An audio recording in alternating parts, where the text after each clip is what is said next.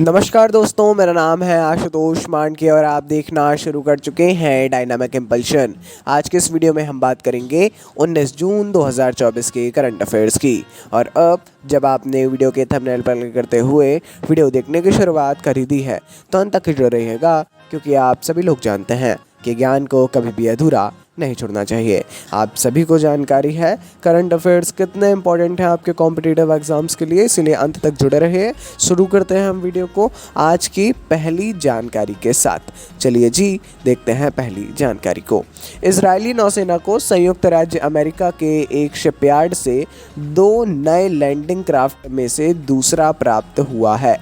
हाल ही में संयुक्त राज्य अमेरिका के एक शिपयार्ड से इजरायली नौसेना को 2 नए लैंडिंग क्राफ्ट में दूसरा प्राप्त हो गया है ना। एक पहले प्राप्त हुआ था जिसमें देश की लंबी यात्रा करने के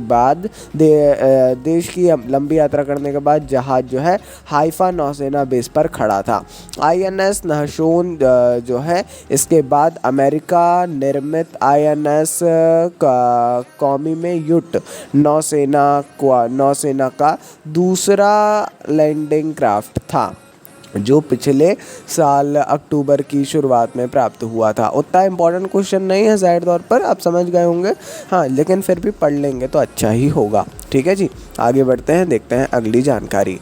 भारतीय वायुसेना इस अगस्त में अपने पहले बहुराष्ट्रीय हवाई अभ्यास तरंग शक्ति 2024 की मेज़बानी करके इतिहास रचने के लिए तैयार है।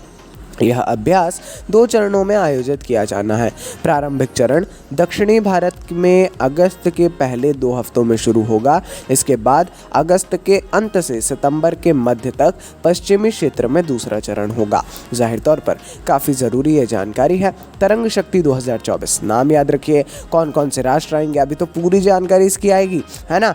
क्या है यहाँ पर मुख्य बात क्या है कि हम ही आयोजित कर रहे हैं। ठीक है, हम अक्सर आपको बताते हैं जितने भी सैन्य अभ्यास हैं सब बहुत ज़रूरी हैं, सारे बहुत ज़रूरी हैं। सभी की लिस्ट बनाइए अपने करंट अफेयर्स वाली कॉपी के पीछे, लिखते जाइए लाइन से, बहुत ज़रूरी हैं।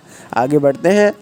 भारतीय रिजर्व बैंक ने ग्राहक सुरक्षा और KYC मानदंडों से संबंधित उल्लंघनों के लिए हाल ही में सेंट्रल बैंक ऑफ इंडिया और सोनाली बैंक PLC पर जुर्माना लगाया है। सेंट्रल बैंक ऑफ इंडिया को ऋणों की अनुसूची मंजूरी और अनाधिकृत लेन देन को उलटने में देरी सहित अनियमितताओं के लिए 1.45 करोड़ रुपए के जुर्माने के इसका सामना करना पड़ा। इस बीच सोनाली बैंक जो PLC बैंक है, इस पर KYC दिशा निर्देश 2016 का अनुपालन न करने के लिए 96.4 लाख रुपए का जुर्माना लगाया है। वाकई में RBI मतलब आप देखेंगे RBI अपने रेगुलेशंस को लेकर के कुछ ज़्यादा ही सख्त है, मतलब रहना ही चाहिए ज़ाहिर तौर पर, और इम्पोर्टेंट भी है। आगे बढ़ते हैं।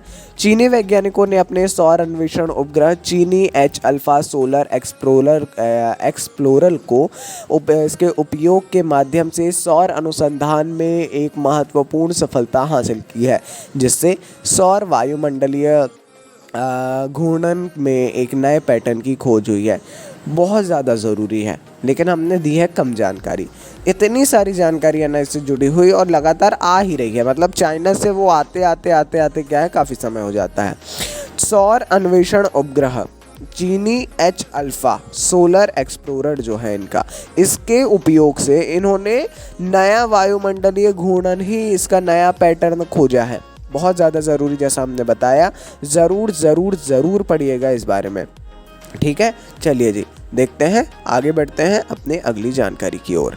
मर्सर के 2024 कॉस्ट ऑफ लिविंग सर्वे में मुंबई ने प्रवासियों के लिए भारत के सबसे महंगे शहर के रूप में अपनी स्थिति मजबूत की है, जो वैश्विक स्तर पर 136वें और एशिया के 21वें स्थान पर पहुंच गया है।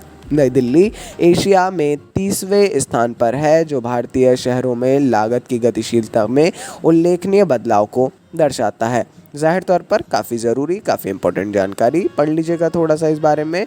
ठीक है, बहुत ही ज़्यादा ज़रूरी है, मतलब मुंबई में जो प्रवासी हैं इनके लिए भारत के सबसे महंगे शहर के रूप में मुंबई है। ठीक है, बहुत ज़्यादा, जैसा हमने बताया, ज़रूरी है। ठीक है, अच्छा लगता है कभी कभी, लेकिन हाँ, ये काफ़ी जो है केवल सुनने वाली बातें नहीं है, ये काफ़ी ज़रूरी जानकारियाँ हैं। ठीक है जी, ये थी आज के इस वीडियो की अंतिम जानकारी। जी हाँ, अपन मिलते हैं ऐसी ढेर सारी जानकारी के साथ अगले वीडियो में। ऐसा ही सपोर्ट बनाए रखिए। कोई भी कंफ्यूजन हो किसी टॉपिक से रिलेटेड आप कभी भी कमेंट सेक्शन में पूछ सकते हैं। अपन मिलते हैं अगले वीडियो में, जैसा हमने बताया। नमस्कार जी, डायनामिक इम्पल्शन।